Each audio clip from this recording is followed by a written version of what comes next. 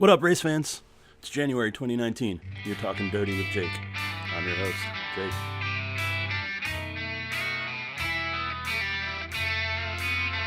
So here we are, first episode. Let's get this out of the way. I'm Jake, media coordinator at Orange County Fair Speedway. As I said at the top, this is Talking Dirty with Jake, and we're here to talk about the Orange County Fair Speedway, now in its 100th year of operation. During race season, we'll recap races in the opening segment. We'll talk about events coming up. We'll talk about anything really that comes up as the season unfolds. And then in the second segment, we'll move on to interviews, typically with drivers, but you never know who will pop up.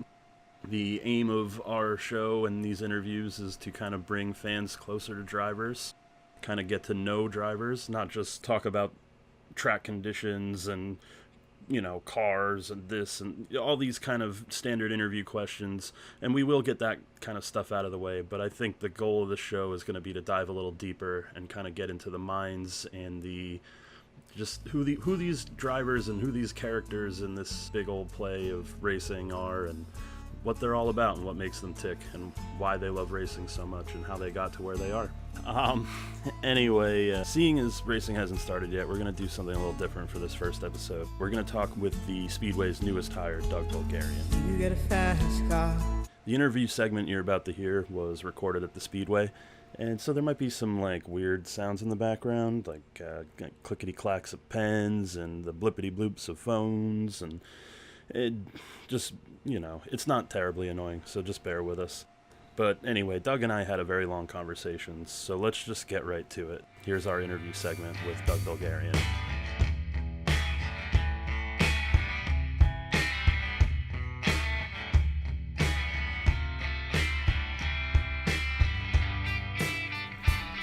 So here we are, we're at the OCFS office today. We're hanging out with a longtime fan.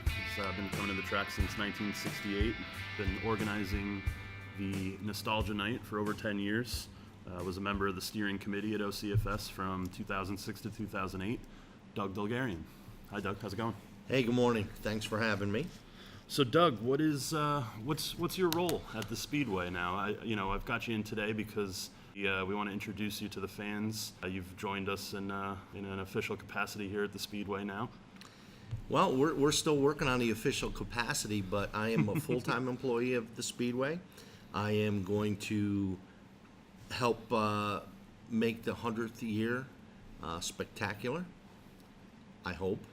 And we're going to celebrate the past, enjoy the present, and work on the future of the Speedway. So I'm looking forward to getting involved as soon as possible. Great. So, Doug, how far back? You say you've been a fan since the late '60s here. What's kind of your first memory? I mean, when did you become a Orange County Fair Speedway fan? Well, I've been in Middletown my entire life and grew up within earshot of the Speedway. As a matter of fact, on good nights you could hear Ray Martin talking between the engines. My dad was in the auto repair business, so it was a natural that I was always attracted to the cars and such. I can remember coming in 1967 sporadically with older kids that were neighbors. But in 1968, the Speedway started what they called their semi-late model division, and my dad bought a car that year in '68 for an employee that worked for him that wanted to go racing, and I was 10 years old and got hooked at that point and been coming ever since. The Speedway has a story to tell. I mean, there were some fantastic things happening here well before my time as well, but I was lucky enough to grow up in the late 60s, early 70s at the Speedway when you had Buzzy Ruderman and Jackie Evans and Carl Van Horne and Will Cagle and just a tremendous roster of guys, a lot of whom came up from Florida every summer to make money here. So it was basically a Northeast circuit, and again, Bob Malzahn, Rags Carter, these guys made a profession out of racing, and Middletown was their Saturday night home. And again, I consider myself very lucky to have been around in that time. We had a a group called the All-Star League that they would take representatives from every track. And I think we had 2 each year in that, and they would run probably 15 different speedways, and including asphalt. And our guys like Buzzy would go to the asphalt tracks and just put on blacktop tires and do very well. And Buzzy won a 100-lapper at Islip, a little quarter-mile asphalt track on Long Island, being our rep. So, again, you know, it was a very cool time. So you've been involved with Nostalgia Night for a long time now, and I know last year's event was incredible. We actually, speaking of Buzzy, got to see Buzzy do some laps, and his son David there even, you know, got the black flag his dad there, didn't he? Yes, he Which did. was that Checkered was a great flag, moment. and Buzzy was enjoying himself a little too much, so David dropped the black flag on him. So what have you got? What have you got? Anything exciting coming up this year for Nostalgia Night? Obviously, you know, we're looking at our 100th year anniversary. So, you know, as much as you know, this is going to be a nostalgia year, so I would assume that you know, we've got some pretty big plans for Nostalgia Night. Well, this is going to be, I'd say nostalgia year, as you stated. As you know, we're working on a schedule right now. We do know that June 1st is our Nostalgia Night. As far as what we have in store, well, it's going to be tough to beat last year. Like you stated, it was a fantastic event. I am so grateful for the support we get for this event. But we have a little bit of time between now and then, and we're going to come up with some stuff. Just to touch on the Nostalgia Night, we started it in 2007. I sat in an office with George Johnson and Pete Reynolds, and we were trying to think of things that the fans would be interested in. And we were part of the steering committee at the time, and I wanted to do an old timers night, but I didn't want to call it old timers night because it always kind of turned people away or gave them a, Right, you know, and I'm I'm not sure. old. I'm sure a lot of these guys might take offense, right? Some of these guys that are still racing and would, you know, maybe might be considered old timers, but are still quite spry. Yes, and I guess it was a little offensive, and guys wouldn't come up thinking they weren't old. So we decided to call it Nostalgia Night, and we were going to celebrate the former racers and the drivers, the car owners, the people who used to hang around and be part of the events back then. And the first few years, we had some weather issues, and it was a little difficult to get everybody interested. We would sit there and work the phones for many nights, and we came up with 45 drivers or whatever. Well, that has evolved into this tremendous event where we get a lot of support from a lot of people, and they're calling us now. Hey, can I be a part of this? Hey, can I bring a car? And the fans alike are looking forward to it each year. So this year will not disappoint. I can't say exactly what's going to go on, other than you can expect probably 80-plus drivers and some great cars and some great stories. And I can't promise about the weather, but I'm certainly hoping for that. As the schedule's been put out now, a tentative schedule at least, fans will notice that we have a 100th anniversary event occurring in August, and this, you know, to celebrate our 100 years. And this is going to be a bigger than Eastern States kind of event. We're in the early stages of planning it now, and things are starting to come together. So it's not a whole lot to say about it, but definitely stay tuned to our Facebook page, our website, all that. You know, we'll be putting out information as soon as it comes together. Yeah, what we know so far is that the dates are going to be the 15th, 16th, and 17th of August, and it's going to be a 3-day event, and it's going to be a once-in-a-lifetime thing. It's our 100th anniversary, so there's a lot of little details to work out, but, you know, Eastern States is fantastic, and they'll always be the granddaddy of them all, but this is going to be a huge event. Yeah, you know, unfortunately, Eastern States has to play second fiddle to this event for a year, but, you know, in our post-centennial celebration, Eastern States will return to the biggest, you know, the biggest event, biggest championship weekend event in dirt racing. You know, it just has to take a year off for our 100th anniversary celebration. Doug, what are some of the things that you want enact or see happen this year? Well, what I'm hoping to bring in is a connection with the fans, a connection with the racers. I've been around for more years than I care to mention. And there's kind of a core group of guys like me that, even though the last 13 years I haven't been an employee of the Speedway, I've done the Nostalgia Night, and I like to call guys like me friends of the Speedway. And there's probably 50 to 100 guys that really care about this place, that have celebrated their childhood here, and I lean on a lot of these guys for different things, and I hope to get some of those people more involved, some of the fan base, where they feel a closer connection to what we have here, and I intend to work with the race teams as well. Many of whom I know, the ones I don't, I'm going to reach out to and try to get to know them.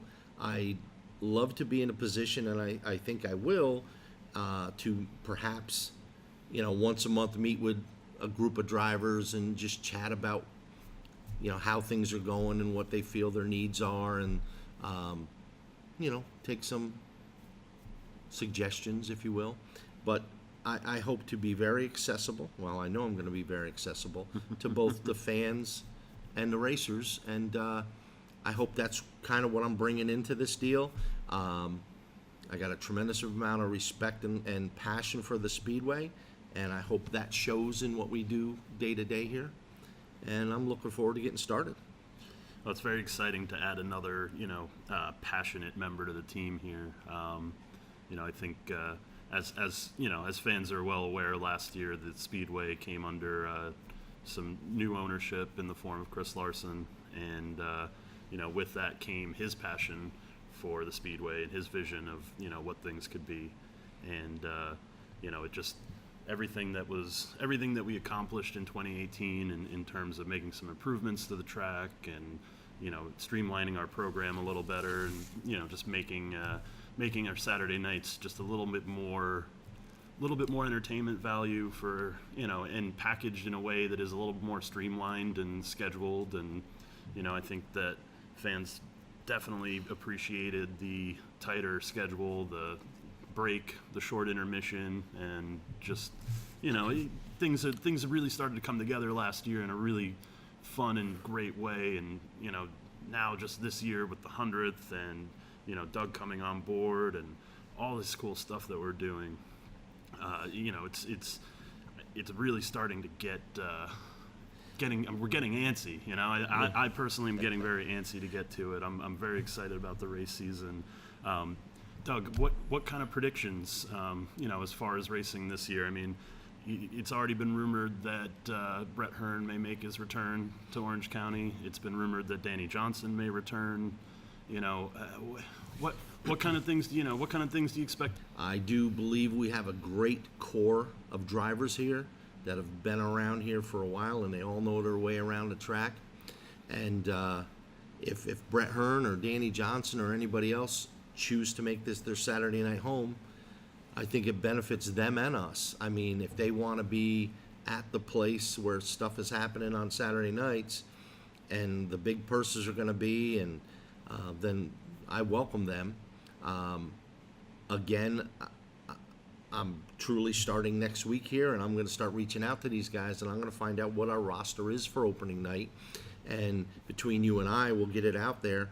But I think we have a great story to tell. I think if you're racing modifieds on a Saturday night, you're going to want to be at Middletown.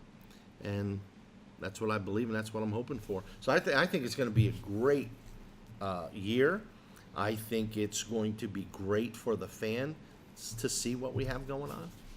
And again, just excited and looking forward to it, and just want to get all the pieces of the puzzle put together. Now, you did mention last year, as great as things were last year, it kind of bothered me a little bit, because I was looking at all these cool things and thinking, man, I want to be a part of that. And this year I can be. So it's fantastic. I am really impressed in the progress that Chris Larson, Mike Gerda, and you guys have done here. And as a fan, it was really exciting. And as somebody that always wanted to be involved again, it was like, oh man, I got to get into this. So things worked out, and here I am, and hopefully, well, not hopefully, we're going to have some fun this year, and there's going to be some good shows. Last year saw the reintroduction of the Super Dirt series in the form of our special event, Battle of the Midway. Obviously, hugely well-attended, successful event. It was an incredible show. We're bringing it back this year. Doug, what's your take on dirt racing versus Orange County? And I know many years ago we were a dirt sanctioned track, and now we have we're our own independent. Can you kind of explain? I know older fans will understand what some of this means, but someone who's maybe not fully invested in the sport yet might not understand the different leagues or the different classes of cars. Well, my take on it is they're the same but different. What I mean by that is we still have a home track, and people run on a weekly basis, and collect points throughout the year, and we end up with a champion, and that's over time how you rate yourself. I finished here, I finished there, this guy was a champion. The Super Dirt Series is a traveling show, and it's just like the old touring series they used to have out there, and I think it's great, but I think it's different. And we had a very successful show here last year, and I know this one's going to be good. This year, the Battle of the Midway is July 18th, and I expect a full crowd in the stands and a full group of cars in the pits. I think it's going to be a great event. But again, it's more of a traveling series as opposed to a weekly home track thing. Right. At events like Battle of the Midway, or at a short track Super Series event, say like the Hard Clay Open or Hard Clay Finale, what you'll see drivers who race a circuit in these series, and it may include our local guys as well, but it'll also include some of the guys that don't race here every Saturday night.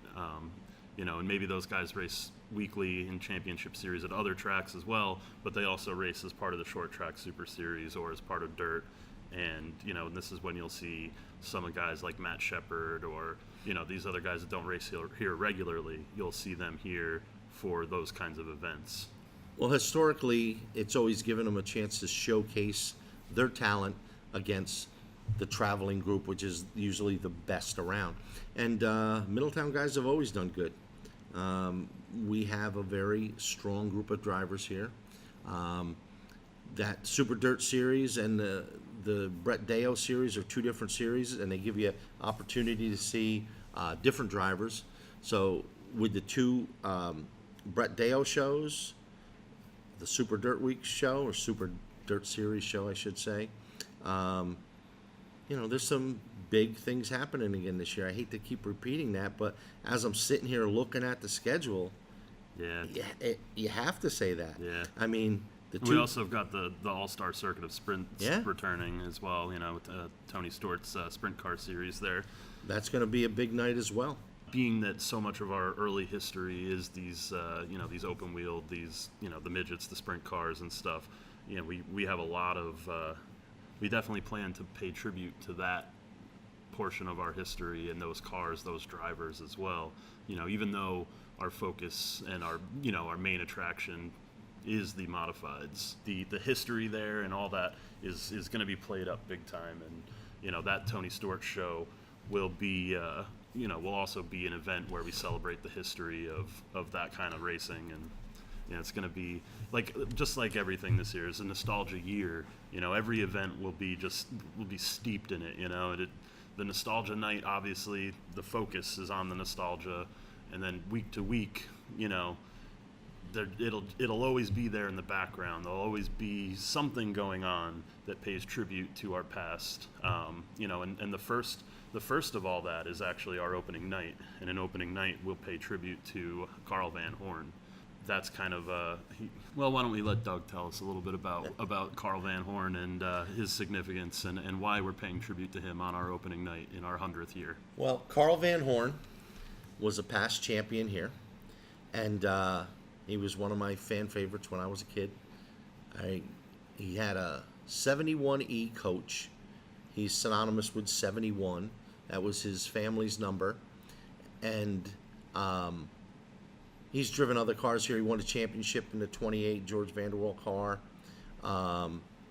He has also driven the Garrett 2As, almost took Eastern States. If it wasn't for a part failure, he was leading by far the fastest car on the track.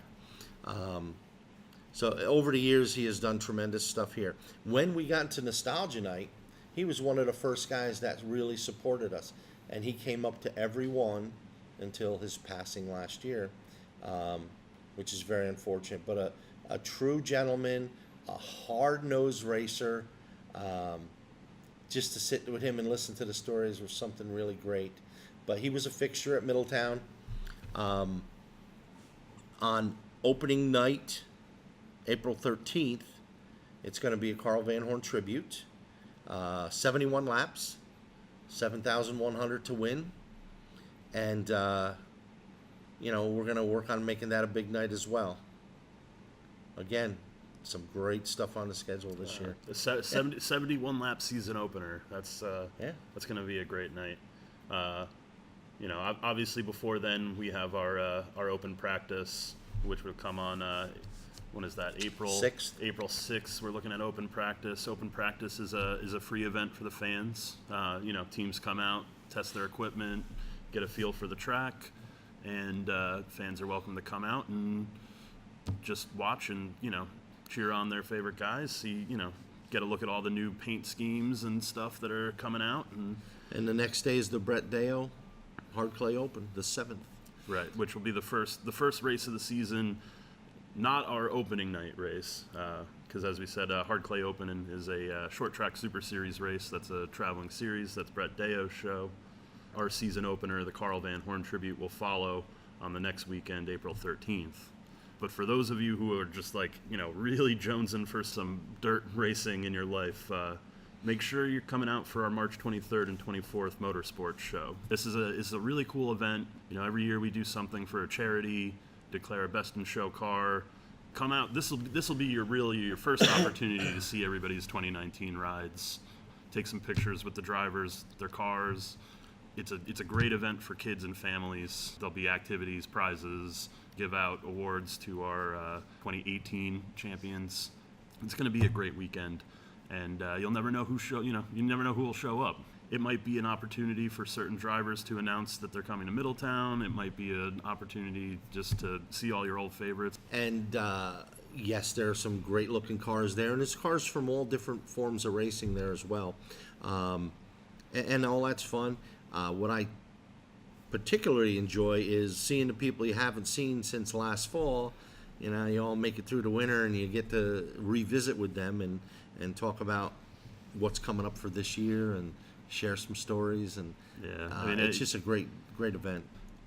Despite our 100-year history, despite our many records and milestones in the sport of racing, we are a little bit more of a grassroots, local type venue. Obviously you think of the biggest, the best, the oldest racetracks. You're thinking Indianapolis. You think we're older. We have history here that rivals all of that, and it's kind of, a lot of it is kind of lost to time almost in a way, but it lives on through the fans. There isn't necessarily a Bible of OCFS history, and actually there is, but now we're Ray Martin's book covers 1919 to 1969, the first half of our 100-year history. And there's a lot of good stuff in there that really covers, the early years. But now we're talking about a whole nother 50 years worth of memories and experiences, and a lot of this hasn't necessarily been recorded in any kind of permanent record. And so it's ancient oral history of the fans that have been here a decade or two longer than some of the other fans, and they pass these stories on, and younger guys like me get to know about, we know about all the cool stuff about Buzzy, and even though I didn't get to see Buzzy run, my father was a huge Buzzy fan. All these guys that I hang out with at the track were Buzzy fans, and so I know about Buzzy's history and legacy at this track just because the fans are so passionate and they keep it alive. And a part of what we're doing this year with the history is starting to document all this and get it in writing or get it recorded, and this podcast will serve as a vehicle for some of that, when we start talking to drivers and team owners or some track officials from back in the day. We'll start recording some of these stories, and I guess that brings me, Doug, what's kind of one of your favorite stories from OCFS history, or what's something that you experienced that will always live on as one of those great moments of our 100 years? Well, again, the all-star races were big for me. One year they were giving out these, as you came in, they were giving out these plastic helmets, replicas with little plastic goggles on it, and had a little All-Star League paper sticker on it, and it was kind of cool. And I was at the pit gate. I was probably 12 or so, and I was hawking autographs as the guys came in. Well, one of the officials, never found out who it was there. He goes, "What are you looking for, autographs, kid?" And I said, "Yeah." And he stopped every driver as they came in the pit gate, and they signed my helmet. Guys like Charlie Jazomback, Freddie Harback, of course, all our regulars, Cagle, and it was terrific. I wish I was smart enough at that age to take better care of it. It just kind of disintegrated to nothing, and but I will remember that. When we were kids, there was open trailers on all of these race cars. So we would line up at the 4-H building watching these things come in. And it still astonishes me to look at the internet how many other guys took pictures of these cars coming in, Yeah, it was. I love looking at some of these guys' pictures that they took throughout their history here, being a fan, and that's really, these guys are all like historians, it's the closest we have to Orange County Fair Speedway historians. These guys that have been coming here for 30, 40 years plus, and they they held on to all their pictures, and they have all these I love going through all that, and the guys that are actively sharing all those pictures, they do so much in keeping the history alive, and it's so cool, and so it's not a surprise that we've existed for 100 years. When you look at stuff like that and you think, how the hell did we make it for 100 years? There's a lot of other tracks, many of them with long histories as well, but none as long as ours, right? And what is it about us that is, captivated people for a century? It's Well, it's it boils this, down to the show and to the people involved with it. It's the fans that keep it alive, and it's the history. These guys that are just, they love this place so much, and they share their history with the track, and it just gets people, people see. I mean, I know I love looking at all these old pictures of the modifieds. The before these prefab bodies and chassis, when you'd have different body styles and all the the hand lettering, and as like a graphic artist myself, looking at those, it's so cool. I mean, they look so cool. There's just something so nostalgic, and it's that old school cool when you look at this guy in the 70s with his his 70s beard and his old race suit that they don't look like they look like now. They look a little sillier, and they're standing with their cars with the beautiful hand lettering. And some of the race suits were T-shirts. I know. I remember talking to Gary Ballou, and he was explaining his cowboy boots, because I was looking at this picture of him wearing cowboy boots, and I'm thinking, did he really drive in those, or was this before or after, or what? And he drove in them, and he told me all about it, and it's like... Well, that's the first time we mentioned Gary Ballou, and I can tell you as a kid He came along a little later. He came along in '73. He was driving the Egg and Hildebrand number 9, which was a Whip Mulligan built Gremlin, and it rolled over, got sold to Tony Ferriola and Ronnie Ferriola, and it became the first '73 Gremlin. Yeah. And in '74, Gary drove that here regularly. And the rest is history. I mean, Gary was exciting to watch. And when I got a little older, next 75, 76, whatever, well, 75, we were going to pits. And I watched Gary come in from warm-ups, and they would throw the car up on jack stands, and he says, I want this bar, this spring, blah, blah, blah. And he knew what he was looking for. The guy was a car guy. He was a suspension guy. He was a true racer. Yeah. He wasn't just a driver. And he went out and blew everybody away in the heat and the feature. You know, He was amazing to watch. He was aggressive at times, which, led people to love him or hate him, especially if you beat Buzzy, and Buzzy was always the fan favorite. Right. I mean, you can't say enough about Buzzy Rudham. He's just a good guy.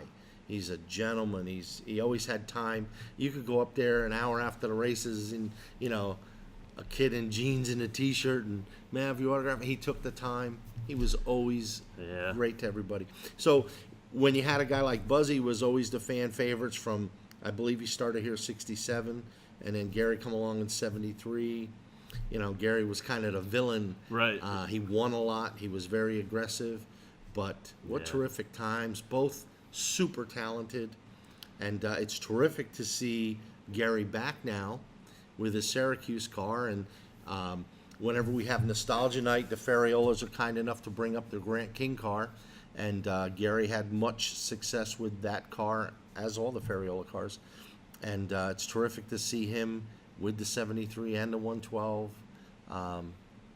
Again, I just can't thank Ferriolas enough, and Chris and Gary for getting the 112 back. And fans love that stuff. I love that stuff. Yeah, and just to have Gary. I mean, I've gotten to know Gary pretty well now, and it's so funny to hear about the kind of guy that he was, and it just so took charge of everything and knew how to set a car up in ways that it just he was so particular, and it's crazy that he's still that way about everything he does, and working with him now, and with his book and touring with the 112, and he's still that guy, and he's still out there helping Stuart Friesen with his late model and NASCAR stuff, and his advice and his his insight into car setup has been invaluable. I mean, the guy's a genius when it comes to that, and he'll be very happy I brought him up in this podcast. So well, you gotta sneak Gary in here. So I bought his book like many other people last year. I'm not a big reader, but I read it in a weekend. I couldn't put it down. It was great. I didn't realize some of the things he did. I always wondered what happened in there when he left Ferriola and ended up in Statewide. And I found out what actually happened in his words. Yeah, he doesn't hold back really in the book. It's pretty interesting. Great read. Couldn't put it down. But again, it's terrific to have him back.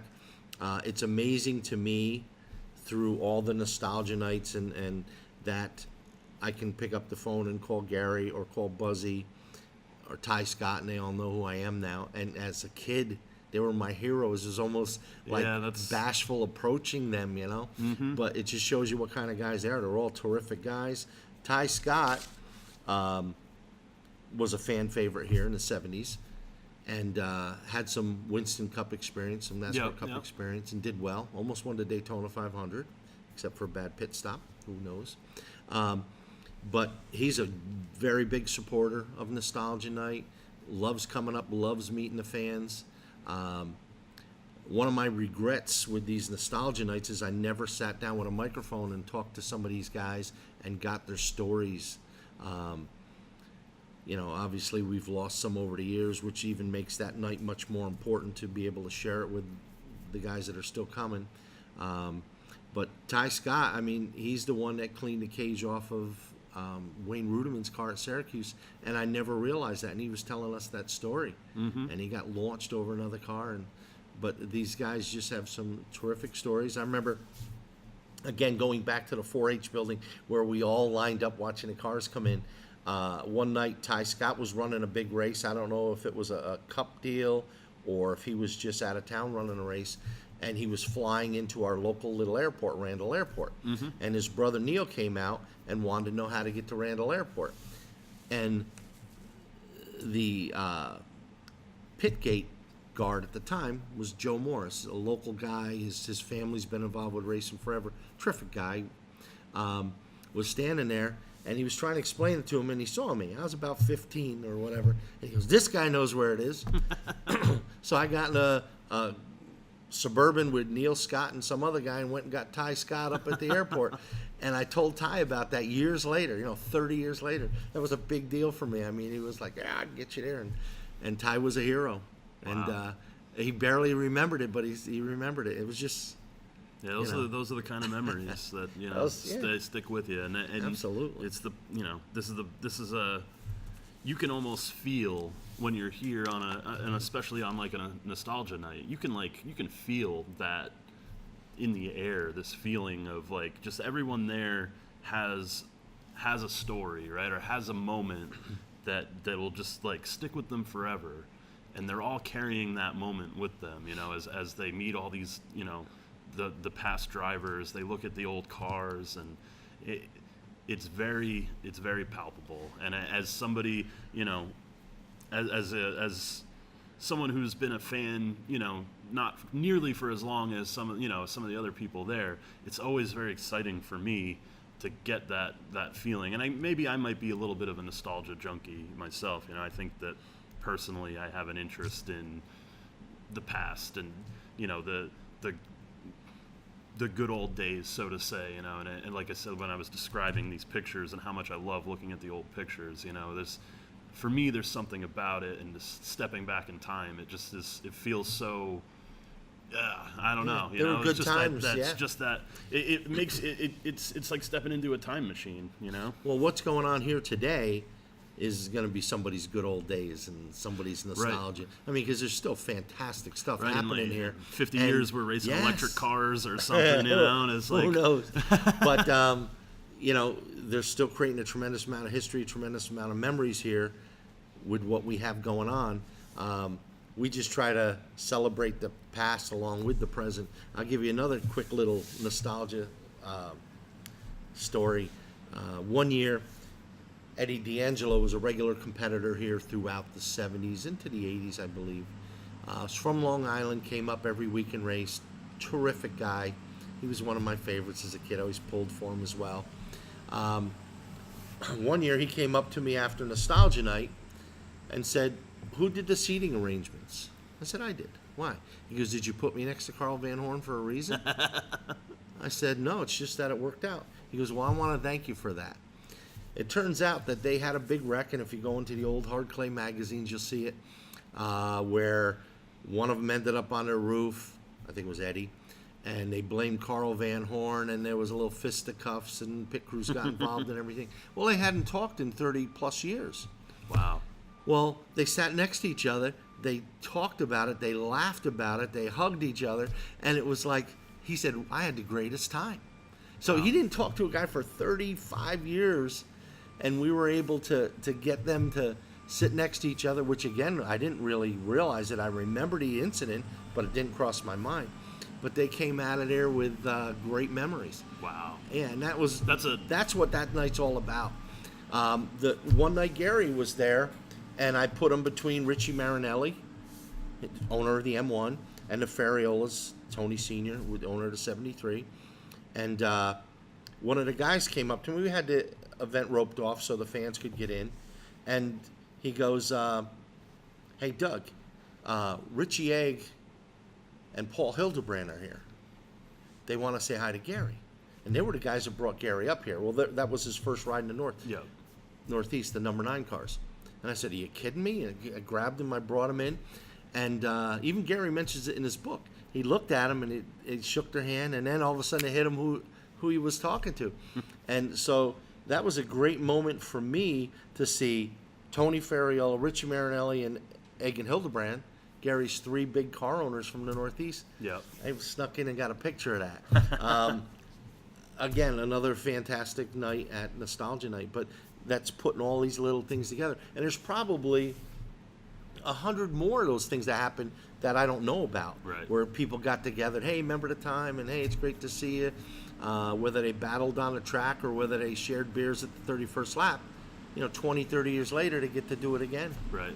And the whole families come up. Right. And what's crazy is this is all right in front of the fans. I mean, this is all, you're right there. Fan participation, absolutely. I mean, this isn't all happening behind the scenes, these guys come out and they're here for the fans, and they all these cool little stories and connections, and you get to be there. You get to see it happen. You get to be a part of it.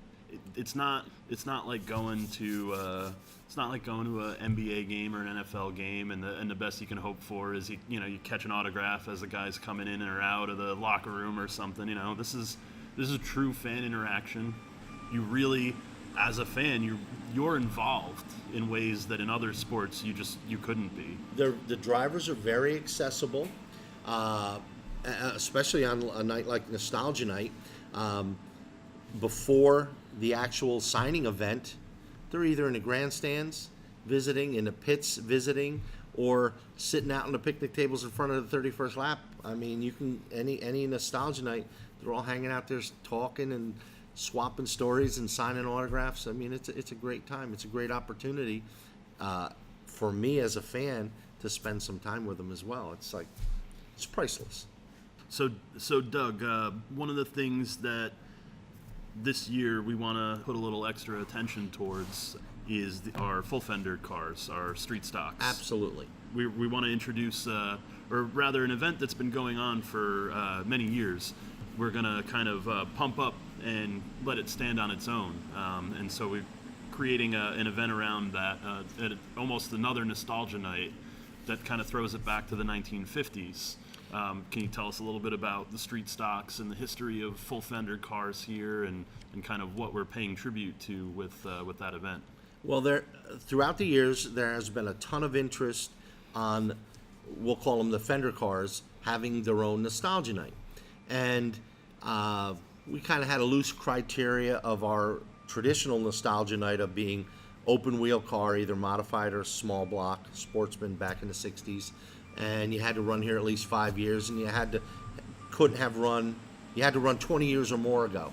Well, some of the guys are still running here for 30 years, so they qualify as well. But the thing was, you had to put a limit on some stuff because it had to be manageable. Right. And when you get 80 guys showing just in that, it was always difficult. Now, we've been approached many times to have a street stock, pro stock, semi-late model nostalgia night as well. Well, this year we can pull it off. I'm here full time. We have the people to do it. The interest is definitely there. So we're going to make more announcements of it as we go. We're going to pick a date that's already on the schedule. And like you say, there's a very good show that we're going to try to build it around and give these guys their due. I mean, there's some guys that ran pro stocks back in the day that I'd love to see again. They put on some great shows. And if you're old enough to remember the semi-late models from 68 to 73, there were some terrific shows as well. Mm-hmm. Some of those guys are still around. Obviously, Russ Meyer and Eddie Woodruff, and there's still a bunch of those guys around. Yeah. So we're going to research that, get some invites out, try to get a little bit of interest going in there and develop a guest list. So if anybody that's listening to this podcast was one of those guys, please get a hold of me here at the Speedway, and we'll get you going on. But maybe in one of your future podcasts or in a future press release, we'll mention exact date. I believe it's going to be August 3rd, but we have to get a bow on everything and get everything lined up with the other people involved. Yeah, fans, just stay tuned. Make sure you're following us online. This podcast will be a great insight into happenings on, but it's more so focused on building up the profiles of some of our competitors and some of our important figures here. So for up to date information on schedules and all this stuff, we're very active on social media. We tend to keep our website up to date. At the moment, the website is a little outdated, and we're actually launching a whole new website within the next couple weeks. That's so that'll exciting. be that'll be a great resource for all this information. Everything will be a little bit more accessible than it is now, and the site will function a little bit better. So that'll be a great resource for fans for information. And just, follow us on Facebook, on Instagram, on Twitter. Updates pretty much every day. Stay tuned. Yeah, and all this stuff, it's the podcast. This podcast's a little premature. I really wanted to just introduce everyone to Doug, introduce everyone to myself, and just kind of get the ball rolling on this. Obviously, everything is still coming together. Our big events have dates, they have names, but everything in between is still coming together, and you'll know more in the next couple weeks. Yeah, and I'm certain by the time the motorsports show comes, March 23rd and 24th, you'll be able to walk away with a real schedule of exactly what's going on and what to expect. Again, the schedule's tentative, so we're filling in the blanks. But what we do know, that there's some terrific shows coming up. Why don't we talk about the 100th anniversary a little bit, just to close it out here. This is the event that's going on August 15th through August 19th, landing on our actual 100th anniversary way back in 1919.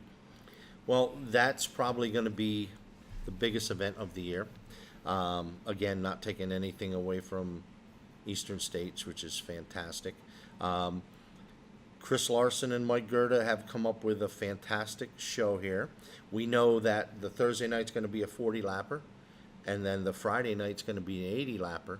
The Saturday show has yet to be determined, but it's probably going to be about 160 laps, whether they're 280 lappers or one event of 160, and they intend on mixing it up a little bit. There's some yet to be announced things going on. What we do know is that some of the other tracks are cooperating with us and not racing that weekend, so we're expecting a tremendous field running for a tremendous purse, and we're expecting a lot of people to enjoy this event.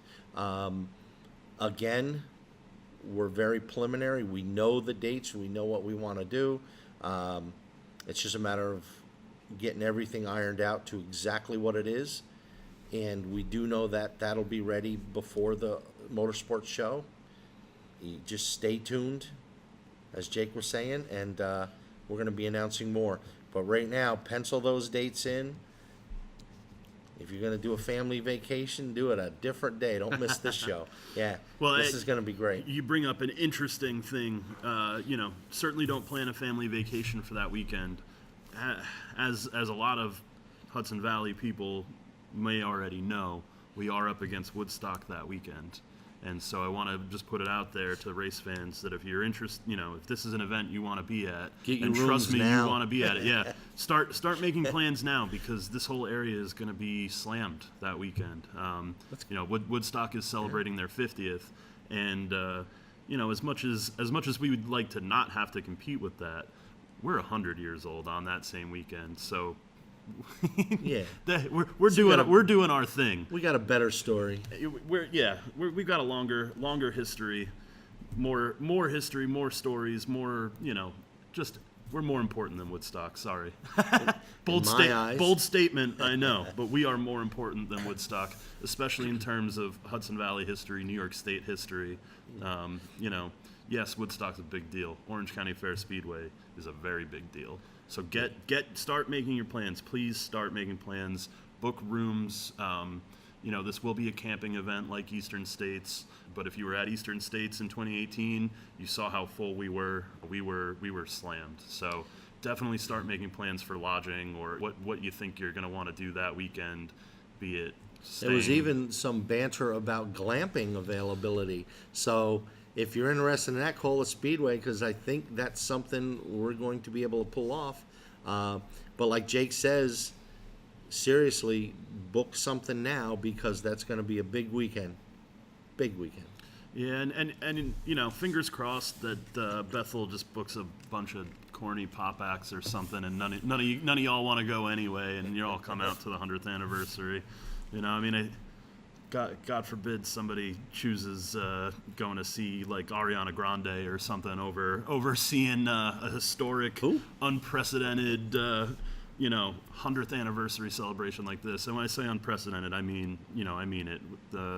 Like I said, the details are scant at this time, but the payout, the racing program for this weekend, some of the guys guests, coming out, it unprecedented. I mean, this is going to smash expectations. Really, it's going to be the biggest event ever in the sport of dirt racing, only to be outdone someday by our 200th anniversary event. Yeah, I concur. I think it's going to be a great weekend, and just the stuff that's been talked about in these offices that's not concrete yet. You're going to see some people you haven't seen in a while. You're going to see some cars you haven't seen in a while. It's going to be focused around the entire history of the Speedway. So, again, mark that one on your calendar. Hope to see you all here. Doug, thank you so much for coming out. I look forward to working with you. It's going to be a really exciting year. Welcome to the team. Thank you. Very excited to have you. I'm excited as well. When you're a kid growing up next to the track, you think, I'm going to race there someday. I want to race there. And was lucky enough to do that. Never as a kid did I think I would be in a management position and trying to help this place reach its full potential with Chris, Mike, and you and all the forces behind it. I'm excited. This is like my dream job. And I can't wait to get to work Monday. What's up? You're back in the studio with Jake, talking dirty, Orange County Fair Speedway. Just wanted to wrap things up. Wanted to shout out Doug, say thank you. It was great to get to know him. Really look forward to working with him this year in 2019. And I want to thank everybody for listening to the podcast. We'll be back with more. Stay tuned. Bye.